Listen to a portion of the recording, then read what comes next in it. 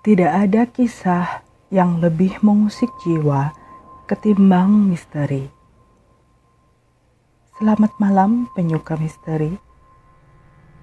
Cerita kali ini datang dari ibu kota, tepatnya di kompleks pemerintahan Wisma Negara, di halaman dalam Istana Negara.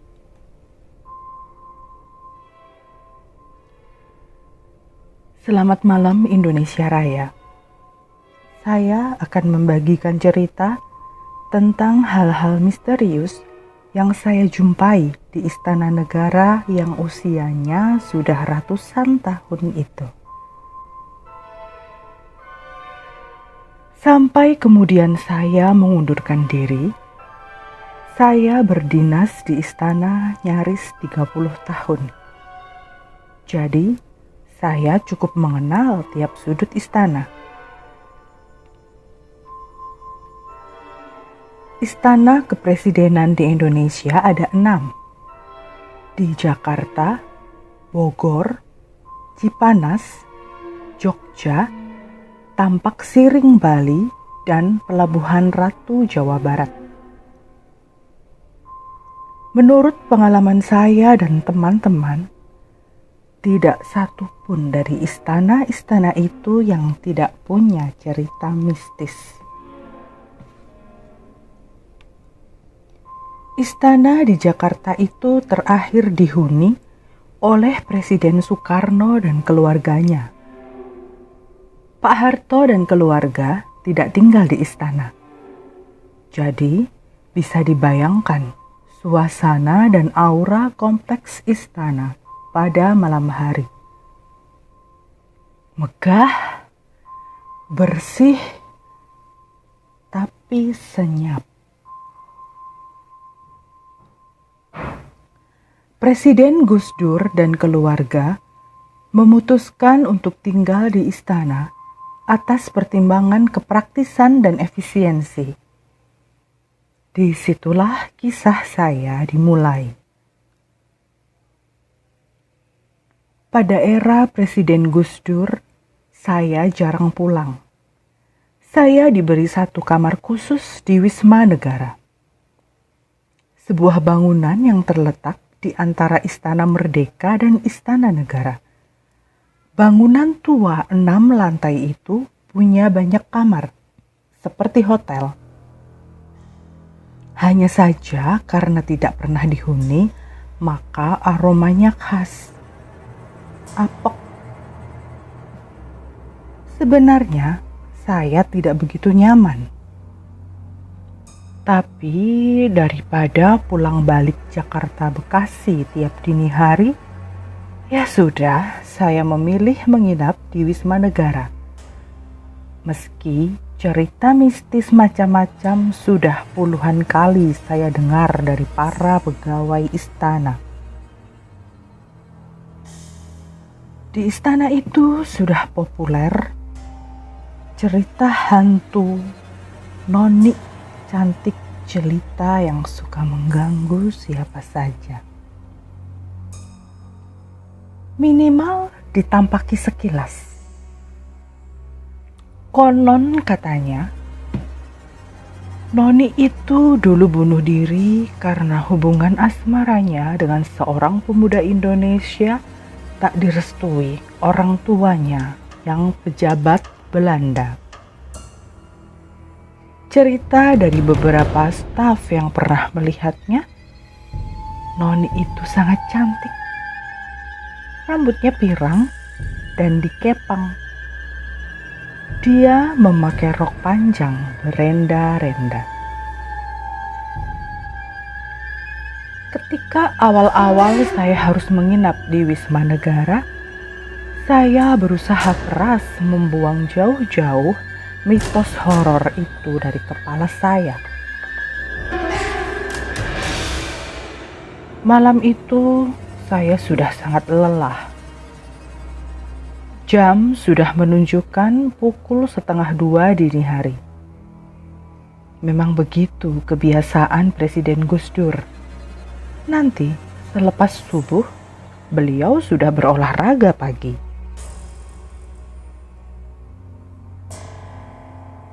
Malam itu usai tugas, dengan langkah pelan dari Istana Merdeka, saya menuju Wisma Negara untuk beristirahat.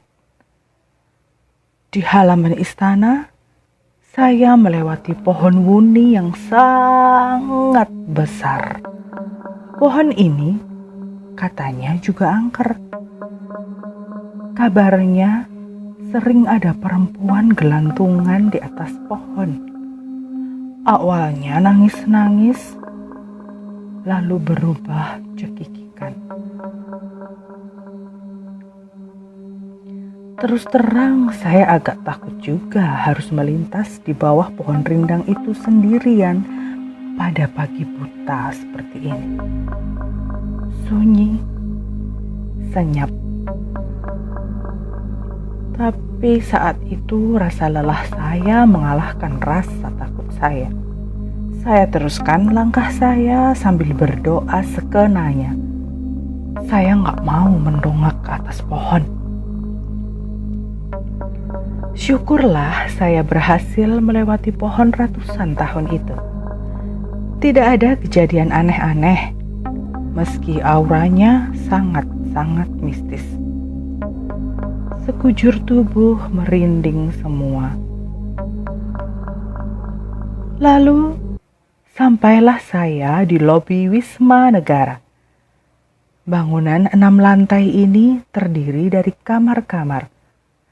Hanya lantai 6 saja yang berupa aula pertemuan. Di sana juga ada piano dan seperangkat gamelan Jawa yang konon sering berbunyi sendiri. Sangat jarang orang ke lantai 6 karena memang tidak ada perlunya. Tapi lantai 6 ini adalah lantai yang paling horor. Petugas kebersihan saja, kalau harus bersih-bersih di situ selalu ramai-ramai dan pada siang hari. Bayangkan. Melewati pohon wuni dan sampai di lobi yang juga sepi temaram, saya pencet tombol lift. Lantai di mana kamar saya berada. Tidak lama kemudian, ting, pintu lift terbuka. Aman. Saya masuk dan langsung memencet tombol. 3. Lantai 3. Tombol menyala. Pintu lift menutup. Lift bergerak naik perlahan. Suaranya khas lift tua. Ada dengungan rendah dan decitan sedikit. Sedikit goncangan juga. Saya perhatikan tombol mulai nyala semestinya. Dari ground naik ke lantai 1. Tapi saat itu saya memang masih belum terbebas dari rasa merinding selepas melewati pohon rindang tadi. Saya lirik kiri, kanan, aman. Saya perhatikan terus lampu yang menyala pada tombol. Dari ground lalu ke 1, lalu 2. Saya siap-siap segera keluar dari lift ketika sampai lantai 3. Karena memang rasanya semakin tidak secure. Tapi ketika tombol lantai 3 menyala, lift tidak berhenti seperti yang saya harapkan. Lift terus bergerak naik. Gawat. Saya panik. Refleks saya pencet berkali-kali tombol angka 3. Tapi lift masih terus naik. Dengan suara mirip erangan yang khas itu. Saya pasrah sudah. Ini pasti menuju lantai 6 yang legendaris itu. Duh Gusti. Benar saja. Lantai 4. lewat, 5 lewat, lalu lantai 6. Ting!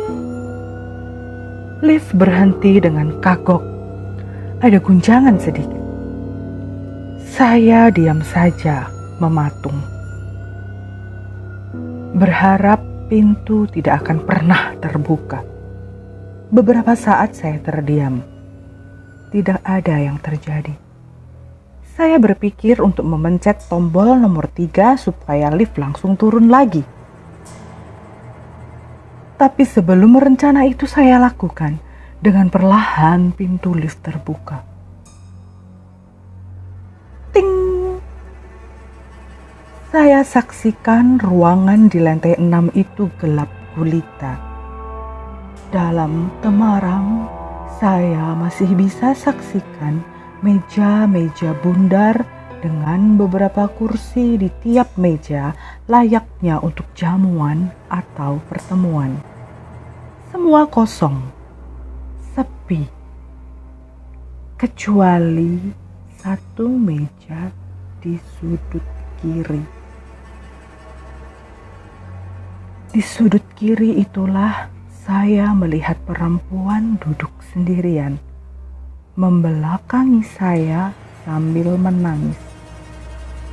Saya tahu dia menangis karena dia tertunduk di meja dan saya bisa mendengar isak tangisnya yang sungguh bikin pilu. Lebih tepat, dia sedang sesenggukan sendirian dalam kegelapan.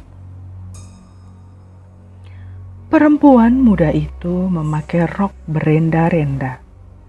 Warnanya kurang jelas, tapi terang. Rambutnya kuning emas, dikepang apik. Saya syok. Refleks tombol lift saya pencet berkali-kali dengan kasar supaya pintu segera menutup. Tapi lift tak bereaksi sama sekali. Saya sebenarnya bukan tipe orang yang mudah takut dengan hal-hal seperti itu. Saya sudah pernah mengalami hal-hal gaib sebelumnya, tapi hari itu saya sangat panik. Yang saya takutkan adalah apa yang akan terjadi selanjutnya ketika saya dipaksa menyaksikan itu semua. Anything can happen. Ketika pencetan-pencetan kasar pada tombol tidak ada hasilnya, yang bisa saya lakukan hanya pasrah. Sambil sekuat tenaga menahan agar tidak pipis di celana. Dalam momen yang bagi saya terasa sangat lama itu, kepala perempuan itu dengan sangat perlahan beranjak dari muka meja, lalu menoleh ke arah saya. Dalam temaram, saya melihat raut wajahnya yang masih belia. Cantik, tipikal nonik Eropa. Dengan jemarinya dia mengusap air matanya dengan anggun. Saya masih mematung tak berdaya. Dengkul saya lemes semua. Setelah itu sorot matanya bergerak tertuju ke saya. Ya Tuhan. Lalu dia tersenyum cantik sekali. Dalam sepersekian detik, pintu lift tiba-tiba tertutup sendiri dan lift turun ke lantai 3. Malam itu di kamar saya di Wisma Negara lantai 3, semalam suntuk saya seperti mendengar sayup-sayup suara piano ditambah suara gemerenggeng banyak orang. Mirip orang sedang berpesta.